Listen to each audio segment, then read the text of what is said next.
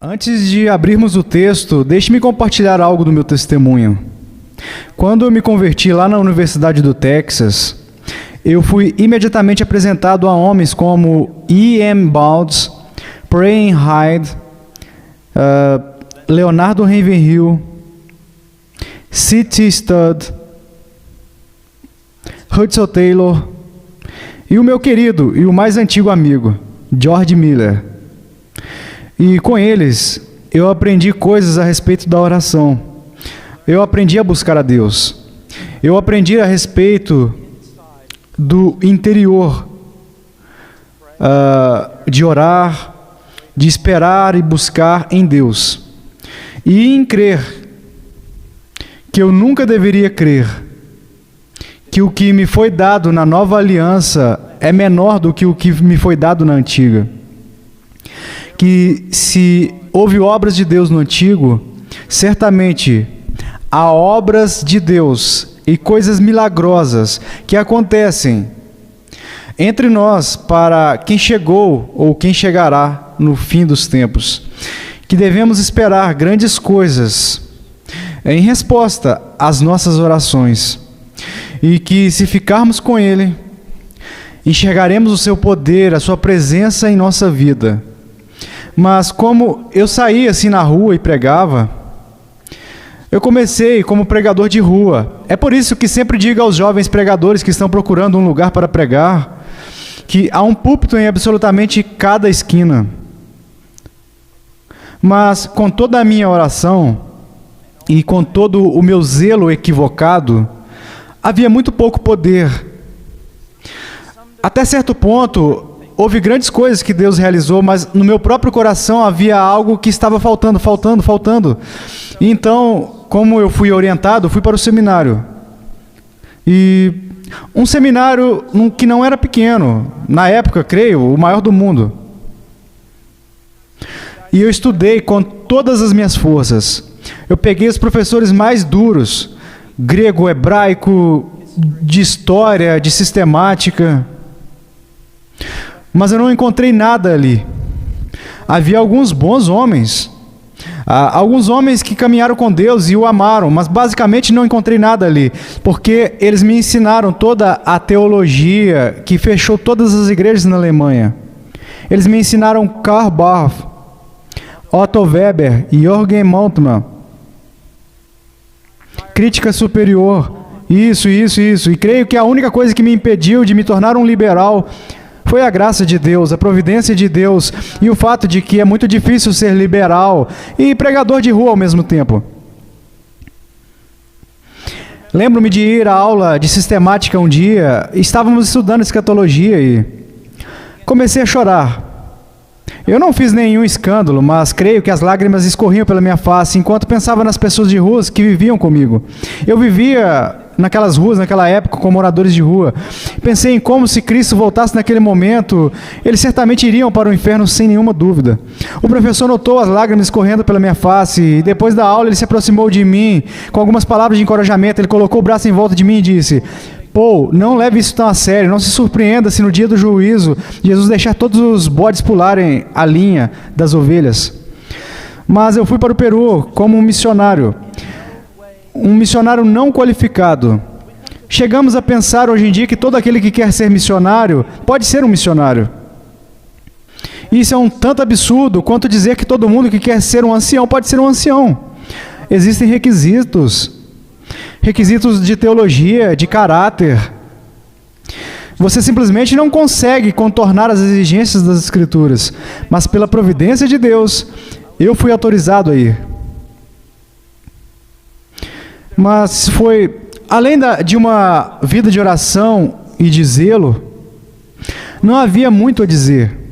Eu aprendi formas de evangelizar, de fazer as pessoas pularem por intermédio de certos obstáculos evangélicos, e se eles disserem sim, depois de cada pergunta, você pronuncia algumas palavras que nem o Papa para eles nascerem de novo. Mas então eu entrei em contato com um ex-padre católico chamado Jesus Hurtado, que havia se convertido. Um homem brilhante, latim, grego, um homem absolutamente brilhante. E depois que ele se converteu, ele decidiu que iria para a Alemanha, onde a reforma ocorreu a fim de aprender as verdades das Escrituras. Mas quando ele chegou lá, ele descobriu que eles estavam fazendo a mesma coisa que a Igreja Católica estava fazendo. Então ele voltou para o Peru e começou um instituto bíblico. Ele me perguntou se eu daria aula. Eu pensei, bem, eu estive no seminário, né? Eu conheço grego, eu vou te ajudar. E foi aí que Deus realmente começou a mudar a minha vida quando eu era jovem. Porque esse homem, Jesus Hurtado, estava tão cansado de aprender tudo, menos as Escrituras, que o primeiro semestre que eu ensinei foi isso aqui, ó. Os alunos liam a Bíblia inteira, 10 capítulos por dia. Eles escreveram um resumo do capítulo, e eles escreveram um comentário de cada capítulo. Eu quero dizer, isso foi um fenômeno. Eram horas e horas de trabalho por dia, simplesmente nas Escrituras. E então eles vinham para a aula, e a única coisa que a aula fazia era simplesmente perguntar ao professor todas as perguntas. Então eu comecei a estudar as Escrituras cerca de 10 horas por dia. Porque embora eu tenha me formado quase o melhor assim, da minha turma no seminário, eu nem conhecia as Escrituras. E simplesmente horas e horas e mais horas, depois de percorrer os primeiros 5 livros do Pentateuco, eu descobri que não era mais um batista. Porque eu tinha ido para um seminário batista. E as coisas que eu estava aprendendo não tinha nada a ver do que eles tinham me ensinado. Então eu decidi que eu ia voltar para os Estados Unidos por 1 mês ou 2, para tentar descobrir o que eu sou. Isso foi depois que eu terminei todo o curso. Tínhamos passado por toda a Bíblia. Voltei aos Estados Unidos para descobrir a quem eu pertenço. E alguém me entregou um livro do Boyce, o resumo dos princípios. Eu comecei a lê-lo. E eu percebi que não havia deixado de ser um batista. Eu percebi que eu tinha me tornado um. Mas então, a porta começou a se abrir, com joias ao longo da história que Deus nos concedeu. Lá estava Spurgeon,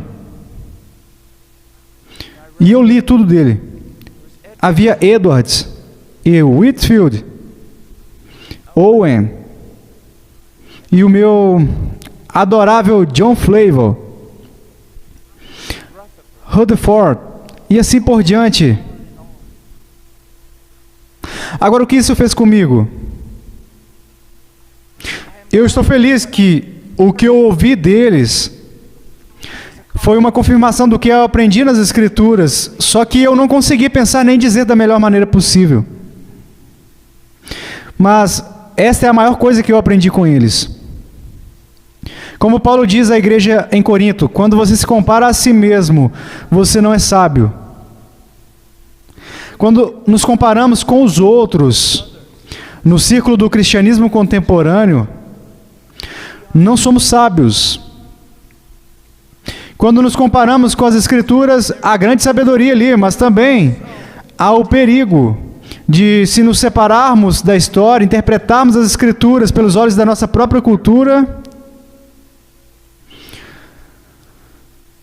Mas quando olhamos ao longo da história cristã e descobrimos os homens e as mulheres de Deus que Ele mais usou, que mostram as maiores evidências de piedade e do poder de Deus, e começamos a comparar a nossa teologia e o nosso modo de vida com eles, isso eleva e solta faísca, eleva o padrão.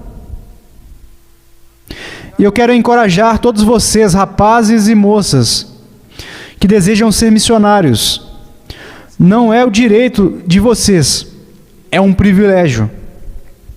Como eu disse ontem à noite, as pessoas não precisam da vida de vocês, e não precisam do zelo de vocês, e não precisam de todo o esforço de vocês, o esforço bem intencionado. Não precisam, não vá para o campo missionário, a menos que quando você for para lá, você possa abrir a sua boca e instruí-los nas coisas de Deus.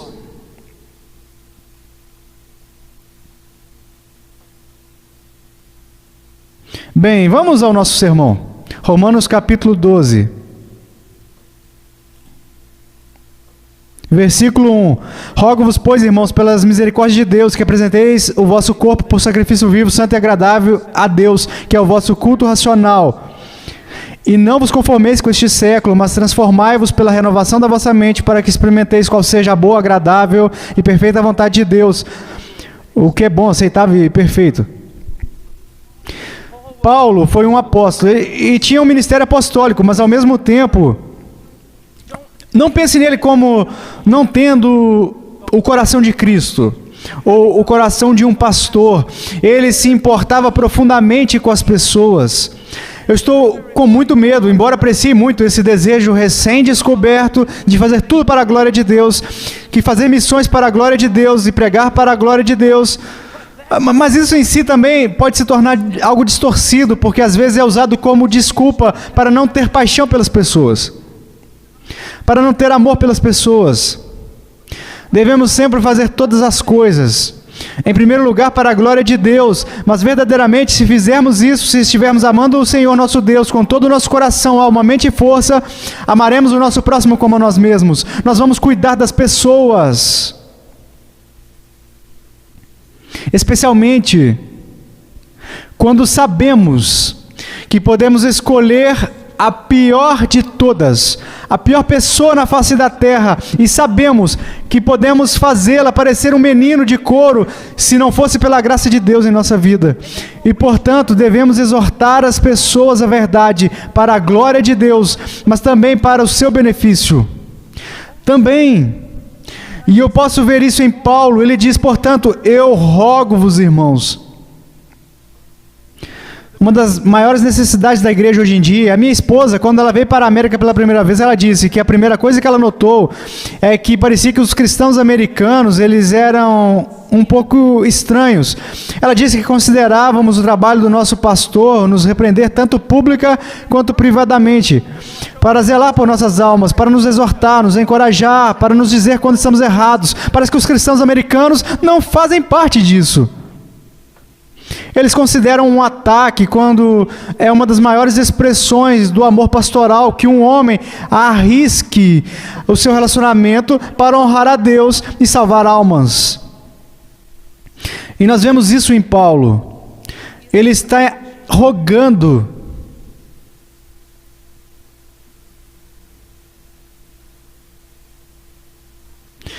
não vou perder o sono esta noite, porque as pessoas no mundo não têm autoestima.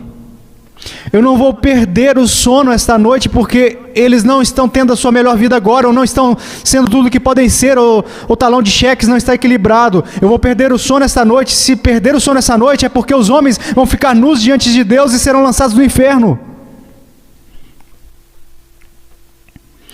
Quando eu prego e quando vocês pregam aqui ou no campo missionário, vocês não podem simplesmente pensar que é apenas um comunicador da verdade e deixá-la lá. Você tem que pregar como um moribundo para os moribundos. E eu enxergo isso em Paulo. Havia uma paixão, havia uma insistência. Ele não ficava simplesmente satisfeito se pregasse bem ou se comunicasse a verdade.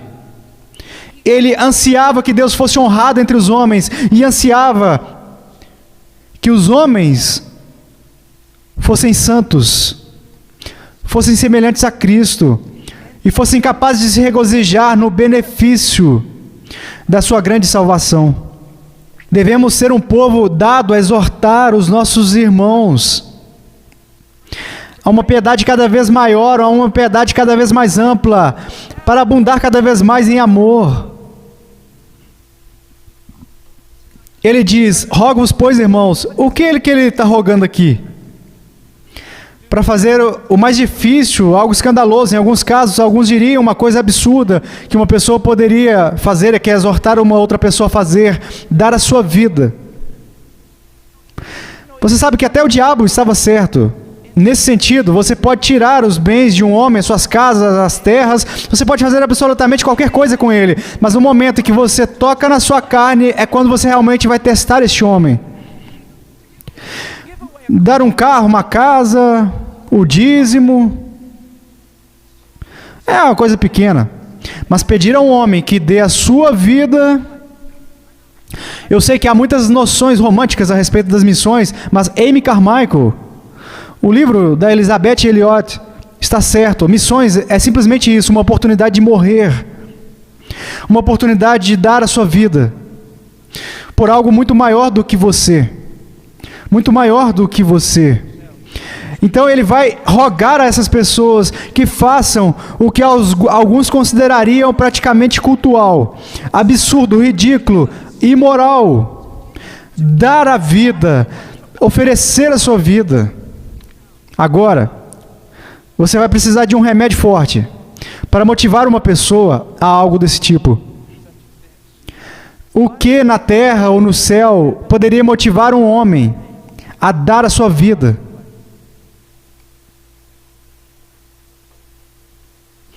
Observe a primeira palavra no nosso texto. Pois, rogo-vos, pois. Então continua dizendo: rogo-vos, pois, irmãos, pelas misericórdias de Deus. Quando Paulo coloca o pois ali no texto, o que ele está fazendo é vincular este texto a outra coisa. Ele diz basicamente isso: eu vou rogar a vocês, incentivá-los a entregar a sua vida a Deus, para oferecê-lo como sacrifício vivo, santo a Deus. Agora eu vou fazer isso com base no seguinte: os primeiros 11 capítulos deste livro, que descrevem para vocês as misericórdias de Deus, Paulo faz a mesma coisa lá no livro de Efésios. A teologia mais profunda que creio que vocês vão encontrar são os 3 primeiros capítulos do livro de Efésios. Mistério sobre mistério de Deus. Mas ele chega ao capítulo 4, depois de falar de todas as grandes coisas que Deus fez em Cristo. Ele chega ao capítulo 4 e diz: portanto, agora, nós iremos para a religião prática. Entramos na teologia, agora vamos para a praxis. Baseado no que Deus fez por vocês em Cristo, entregue a sua vida. Isso é absolutamente espetacular. Isso é o que torna o cristianismo algo diferente da escravidão ou do trabalho penoso. Damos as nossas vidas como pessoas que estão encantadas por alguma coisa, por pessoas que viram algo que é tão grande que consideram uma coisa assim pequena dar a sua vida. Eu gostaria de apresentar a vocês esta manhã que a razão pela qual algumas pessoas são tão relutantes e se poupam com a maneira como entregam suas vidas a Deus é porque elas não conhecem as misericórdias de Deus reveladas na pessoa de Jesus Cristo. Muitas pessoas em nossas igrejas são absolutamente não convertidas, só para começar. Mas mesmo aqueles que são verdadeiramente convertidos definham em pobreza. Mesmo no meio, às vezes, de uma boa pregação expositiva. E por que isso? Eu cheguei a uma conclusão.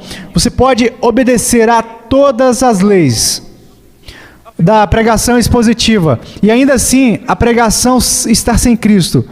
Você tem que entender que quando você chega a um texto e prega esse texto, ainda deve ser tudo a respeito de Cristo, ou não será nada mais do que um pitoresco ensino moral. É por isso que nós vemos os sermões de Spurgeon durarem e permanecerem.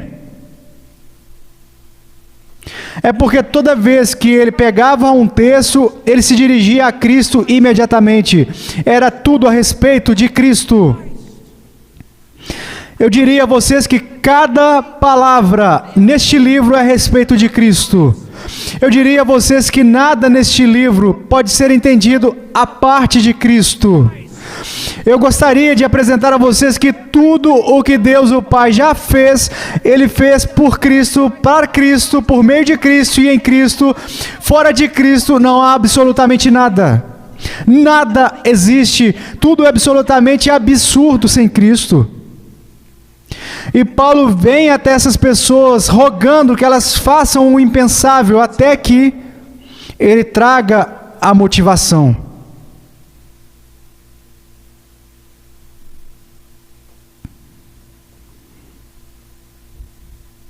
De onde vem o autossacrifício? é justo que o reino de Deus avance violentamente e os violentos o tomem pela força? Há apenas alguns homens que estão simplesmente preenchidos de determinação e vontade de fazer a coisa certa e dão a vida? Se isso for verdade, é idolatria. E é autoadoração. Como o irmão Charles Slater, que está ali, me disse várias vezes, aqueles homens que violentamente tomam o reino à força não são violentos em sua força e vontade própria. Eles são violentos porque estão desesperados. Eles conhecem a sua fraqueza, eles sabem da sua necessidade, e saber de sua fraqueza os deixa tão desesperados que eles agarram o reino com todas as suas forças.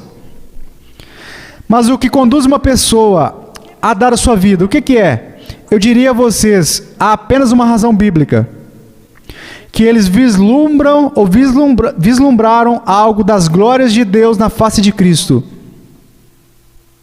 O cristianismo, embora tenha uma lei, uma ética e uma moralidade, não se trata de cumprimento de regras, ou de ética, ou de moralidade. Fazer dos Estados Unidos da América um povo moral seria simplesmente torná-los 2 filhos do inferno, ou filhos do inferno 2 vezes mais. O cristianismo é sobre Cristo, é sobre a graça, trata-se da redenção. E como eu disse ontem à noite, se você notar que seu amor por Deus está diminuindo, ou não é o que deveria ser, todos nós devemos dizer o que você não glorifica a Deus como deveria, ou que você precisa crescer, ou que você precisa encontrar poder sobre a pornografia, você o faz correndo para descobrir mais das glórias de Deus na face de Cristo. É assim que você faz. É dele. Tudo tem que voltar e contornar em Cristo, ou então é idolatria.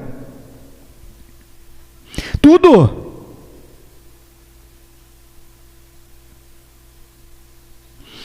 É uma das razões pelas quais eu literalmente odeio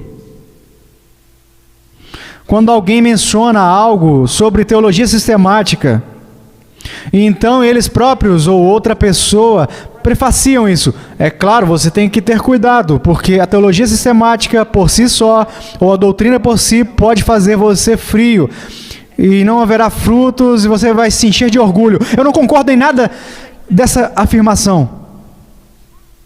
A verdade nunca pode ter um efeito ruim sobre uma pessoa. A boa teologia sempre vai criar fogo. Essa é uma das maneiras que você sabe que é uma boa teologia. E se não cria fogo, não é culpa da verdade. Ou está sendo ensinado incorretamente, ou sendo ouvido por ouvidos não convertidos. Você quer ser repreenchido com fogo. Você quer ser capaz de sair por aí e perder a sua vida por causa de Cristo. É um esforço bastante fácil. Apenas o conheça. A sua glória, a sua beleza, o seu poder, a sua vida. Saiba o que Deus fez por vocês no Evangelho de Jesus Cristo. Quero dizer, veja o que nós fizemos. Em vez de seguir Jonathan Edwards, seguimos Benjamin Franklin. Seguimos o pragmatismo em vez do pensamento correto. A igreja está com problemas. Então é o que eles dizem. O problema é que a maior parte do que eles chamam de igreja não é a igreja. E a igreja não está tão em apuros quanto todos pensam. Na verdade, a igreja hoje em dia é absolutamente linda, ela é gloriosa, ela é humilde, ela está quebrantada, ela está confessando o seu pecado. O problema é que todo mundo está chamando de igreja hoje o que não é uma igreja. Basicamente, em geral, o que é chamado de igreja hoje nada mais é do que um bando de pessoas da igreja, não convertidas, com pastores não convertidos.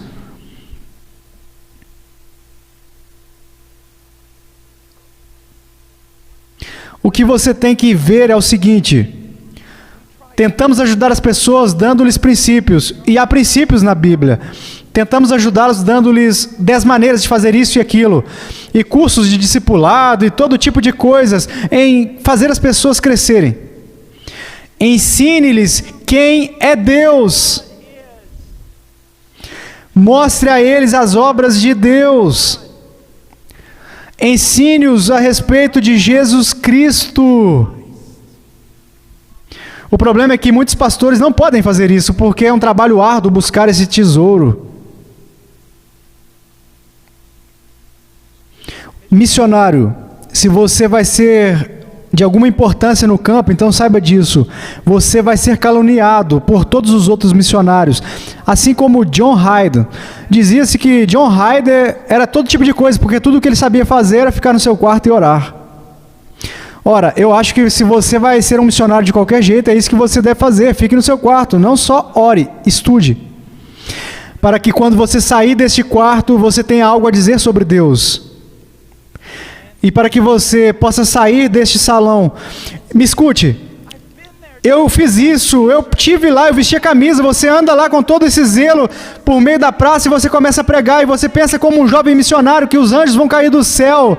E o coro da aleluia vai ser cantado. Milhões de pessoas vão se converter. Eles vão te jogar nos ombros e construir uma estátua sua. Isso não vai acontecer. O que vai acontecer é o seguinte: você vai até lá e vai pregar. E você vai pregar. E quando uma multidão começar a te ouvir, alguém em algum lugar vai se levantar e te chamar de um demônio. A multidão inteira vai se voltar contra você. Eles vão pegar o seu pequeno púlpito, o seu microfone improvisado e todos os seus panfletos e vão te jogá-lo no meio da rua. Ele vai precisar muito mais do que um zelo romântico por missões para fazer você se levantar, pegar o seu púlpito, os seus folhetos e voltar para lá e pregar de novo. Será preciso uma paixão por Deus que é criada a partir de conhecê-lo. E isso é o mesmo para tudo na vida cristã.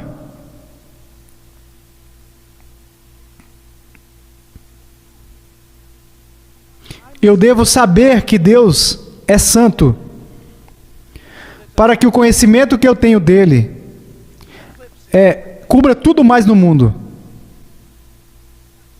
Não sou forte o suficiente para lutar entre dois argumentos opostos, mas eu descobri o seguinte: Deus é quem Ele diz que Ele é, e Ele é mais glorioso do que qualquer coisa que este mundo possa apresentar. Então, se eu realmente o conheço, e eu realmente o enxergo as suas glórias, essas glórias tampam tudo deste mundo temporal, então não é muito difícil tomar uma decisão, porque você se torna um homem, um prisioneiro. Paulo vai exortá-los, mas Paulo, de certa forma, vai procurar fazê-los prisioneiros. Paulo chamava a si mesmo de prisioneiro de Cristo Jesus. Eu creio que ele quis dizer mais do que apenas correntes em suas mãos. Vocês não enxergam?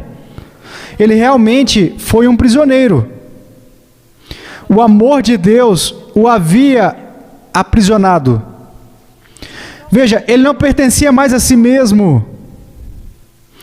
É uma revelação tão grande da glória de Deus na pessoa de Cristo, que ele ficou cativo a isso.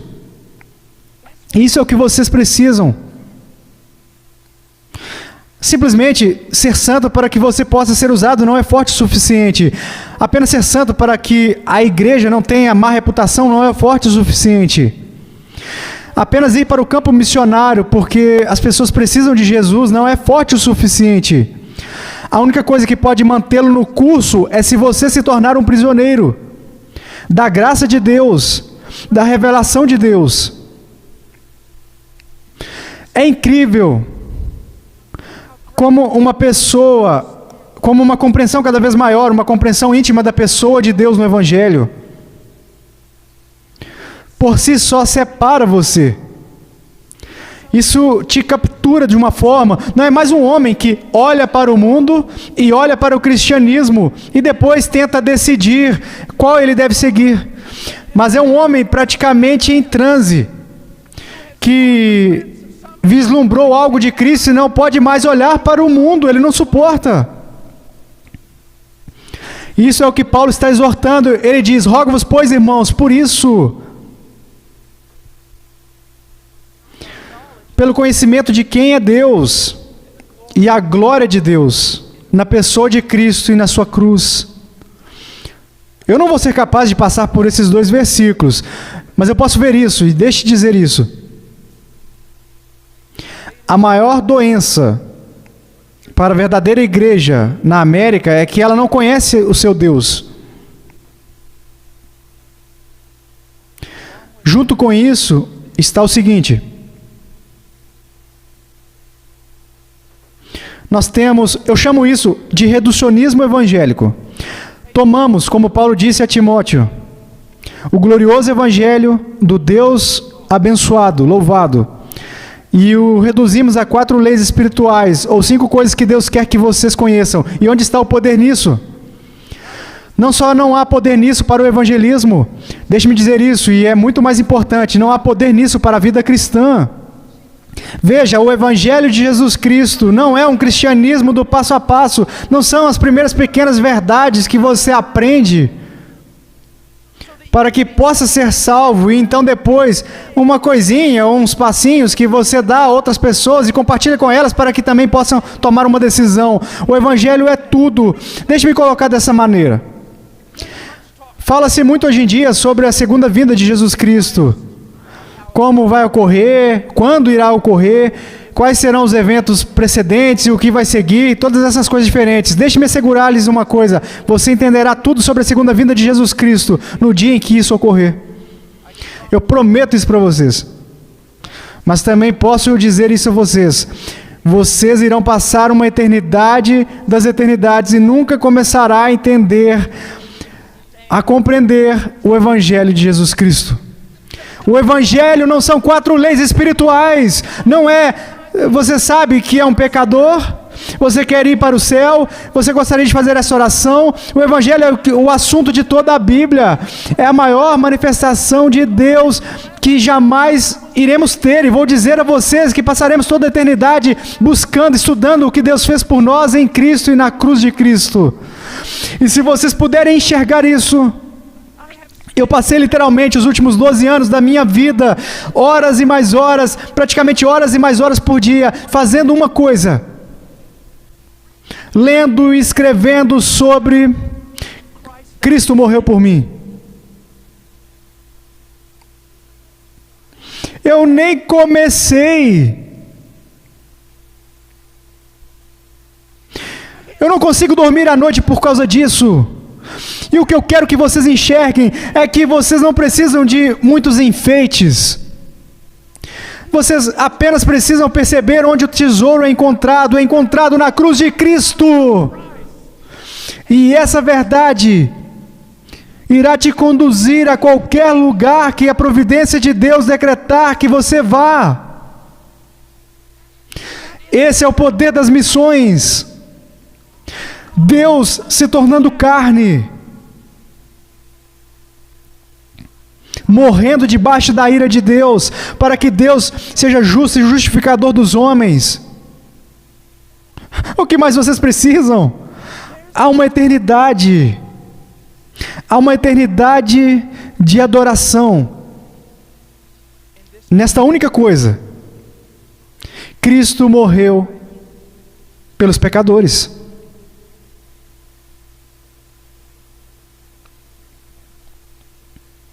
Vocês estão entendendo? Aqui está o problema. Você vem até mim e diz: irmão Paul, eu preciso de zelo, eu preciso de algo para me prender. Você precisa da cruz.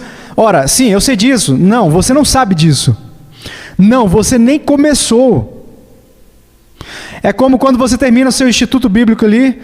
Ah, não pense, bem, eu aprendi algo sistemático, então agora eu vou sair e ministrar. Não, você ainda nem começou a aprender algo sobre a sistemática. Você aprendeu algumas ferramentas para começar a estudar a sistemática. Você aprendeu algumas ferramentas para começar a se esforçar para conhecer mais sobre a cruz de Cristo. E esse conhecimento e busca irão durar pela eternidade. E serão essas coisas que o capacitarão em sua vida cristã. E é por isso que ele diz: rogo-vos, pois, irmãos, pelas misericórdias de Deus, que apresenteis o vosso corpo por sacrifício vivo, santo e agradável a Deus. Agora, eu sei que o tempo é curto, mas deixe-me simplesmente enfatizar aqui essa palavra, corpus, ou corpo. Acho que às vezes eu leio as Escrituras e as coisas se destacam para mim, e creio que o Espírito Santo é um tanto sábio. Deus é muito brilhante. Essa Bíblia, ela é inspirada. Observe que ele não diz para apresentar seus corações, ou apresentar as suas mentes. apresente os seus corpos.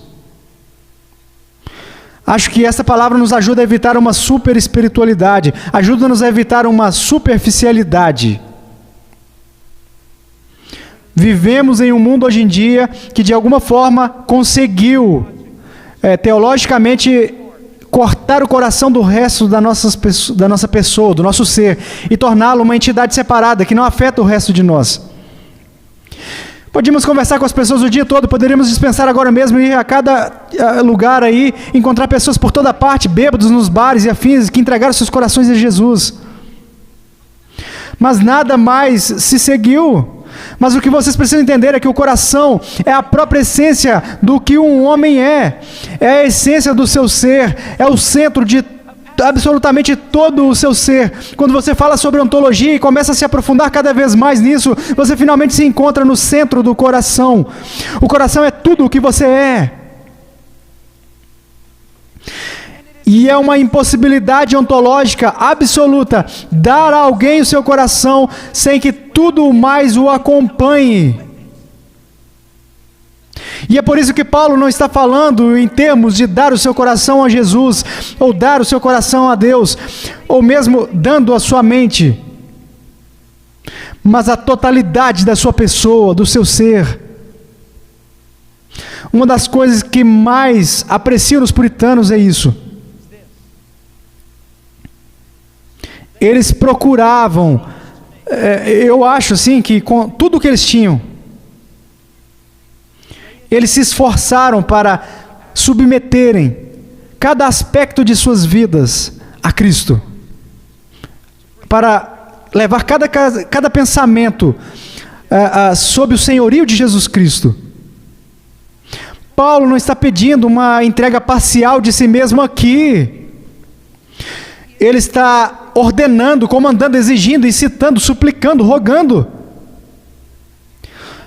uma entrega de tudo que você é para Ele. É um momento de uma decisão importante, é esse contexto, é essa ideia. Quanto tempo você vai viver entre duas opiniões? De uma vez por todas, tome uma decisão, de uma vez por todas, pela graça de Deus. Converta-se e comece a trabalhar isso em sua vida. Apresento algumas perguntas a vocês. Vocês submeteram a mente a Cristo? A Cristo? Você diz, bem, o que isso significa, irmão Paul? Bem, vá às Escrituras. Eu gosto disso melhor do que usar concordância. Comece em Gênesis e leia toda a Bíblia.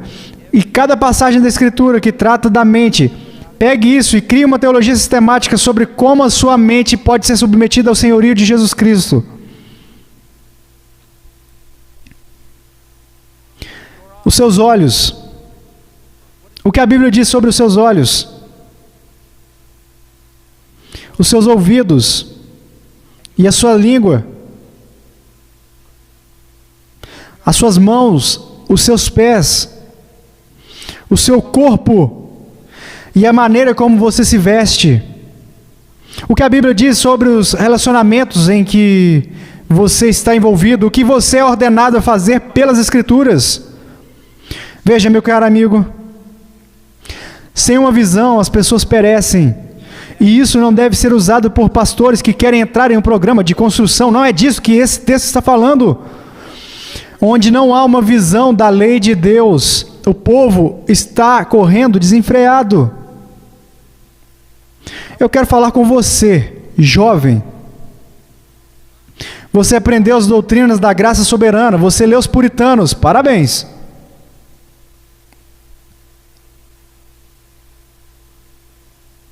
Você já passou pelas Escrituras para descobrir o que Deus diz a respeito de relacionamentos? E procurou entender isso e submeter a sua vida a isso em obediência? Eu sei que parece um pregador fundamentalista dos anos 60, mas deixe-me fazer uma pergunta. Você já procurou nas Escrituras os princípios estabelecidos para roupas e etiqueta? E você decidiu que submeteria sua vida a essas diretrizes? Veja, falamos sobre ser bíblico.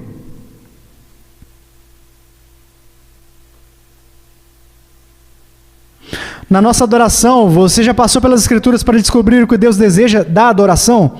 Ora, você sabe, nós amamos a adoração dessa maneira. Eu não me importo como você gosta da oração, porque esse não é o ponto. O que Deus diz? Entende? Nessa ideia, podemos namorar essa coisa até a morte. Podemos espiritualizá-lo até a morte. Alguém diz que eu dei a minha vida ao campo missionário. Isso não significa, ao mesmo tempo, que você entregou seu coração a Deus. Porque você pode ir para o campo missionário e ser um ímpio. E carnal, banal. Seria melhor você entrar para o National Geographic do que ir para uma agência missionária. Você está procurando na simplicidade examinar a sua vida. Não estou falando sobre encontrar inferências legalistas e forçá-las a si mesmo. Estou falando sobre os grandes princípios das Escrituras, tratando de todos os aspectos de sua vida pessoal, aplicando-os a você e procurando obedecê-los. Deixe-me fazer uma pergunta. Se você for para o campo missionário, sem levar a sério o que eu disse, existe a possibilidade de que a única coisa que você vai conseguir lá, depois de ter cruzado a terra e o mar, é converter as pessoas como você mesmo. Isso não é nada mais do que fazê-los 2 vezes filhos do inferno.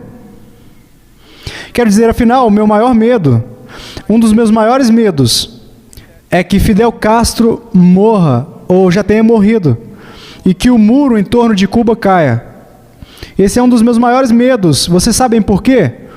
Porque toda forma de igreja americana que existe vai chegar lá.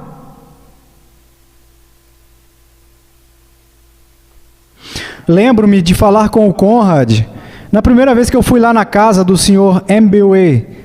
Ele disse que a primeira coisa que sempre gostamos de dizer às pessoas que vêm para o ensino é que você não está trazendo Deus com você. Ele estava aqui muito antes de você comprar a sua passagem. Não há muito cristianismo americano, pessoal, que precise ser exportado. A menos que, como o Ravenhill diz, nós o colocamos em algum tipo de balsa e o enviamos para uma ilha solitária, e depois que ele se afasta do cais, todos nós cantamos a doxologia. Se vamos nos esforçar para trabalhar em missões,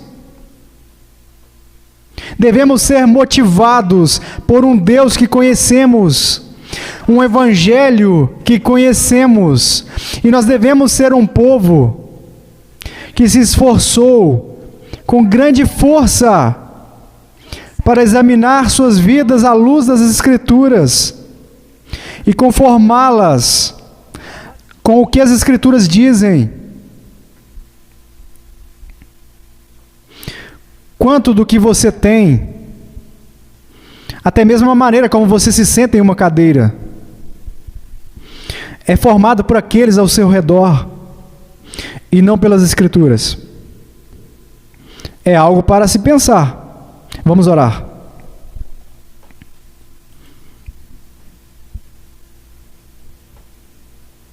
Pai, eu oro. Senhor, o Senhor sabe que Tu possas usar isso para começar e iniciar com alguns em uma jornada para que eles Te conheçam, buscando conhecer aquilo que traz deleite, buscando conformar suas vidas a isto. Pai, ajuda-nos, nós que começamos uma jornada há muito tempo, a não nos cansarmos, mas buscarmos conhecê-lo mais, buscarmos entender a sua vontade, amar o que o Senhor ama e odiar o que o Senhor odeia, ser um povo simples, um povo obediente,